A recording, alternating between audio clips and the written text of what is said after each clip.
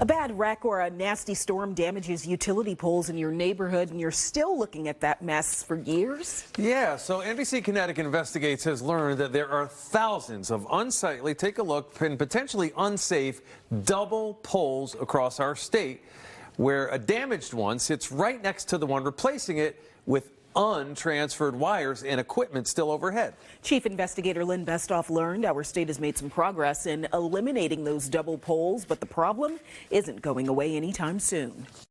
We've seen these poles held together with straps, cables, and creative wood bracketing. Addressing the safety and aesthetic concerns about these double poles is quite a job. I called in, I think, at least 5 or 6 of them. Some of them held up by ropes, some of them held up by ratchet straps. And I walk my dog here all the time, so I was concerned that either me or my kids or maybe one of my neighbors might get hit with a pole when their rope gave out. Lon Seidman isn't alone. From his rustic Essex neighborhood to the busy streets of Hartford, the saying goes, once you see double poles, you can't unsee them. When they replace a pole, they just leave it. Bill Katz has complained about double poles left behind by utilities for years. It's dangerous to leave something like this. Google Earth shows on this stretch of Route 10 in Avon, this pole got damaged in 2020, sat that way in 2021, 2024, right up to the present.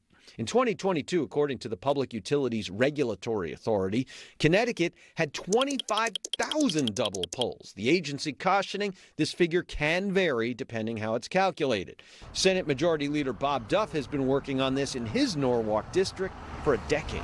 Our community should not be littered by these double poles. When a utility pole needs replacing, power companies transfer their lines first and do it quickly. The state's legacy phone company, which owns the other half of the state's 900,000 poles, goes last.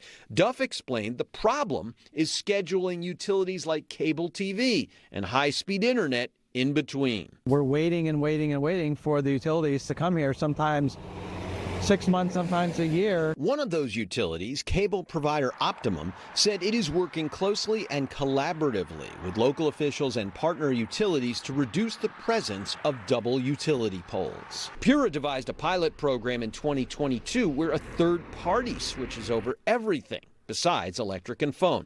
That eliminated about 7,000 double poles in 2 years.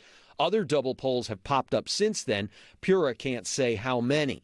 The state's large power companies say they currently have more than 21,000 double poles. The Union for Telephone Workers sued PURA over its double pole pilot, citing concerns about losing work and safety. Few documented cases of double pole injuries exist. It's not safe for people who have to work around the double poles because there hasn't been a transfer, and now you're balancing wires over here and wires on the new pole. The Communications Workers of America supports a bill that would move double pole removal beyond a pilot phase with strictly enforced timelines and fines. For now, it's really unfortunately incumbent upon the neighborhood to take action and contact the utility regulators who then get things moving. It's not any better one state away. Our sister station, NBC Boston, has been reporting for years about 19,000 double poles there. If you see a double pole that's really bad, send your photos and videos to share it at NBCConnecticut.com, or you can find me on social media at Len Bestoff.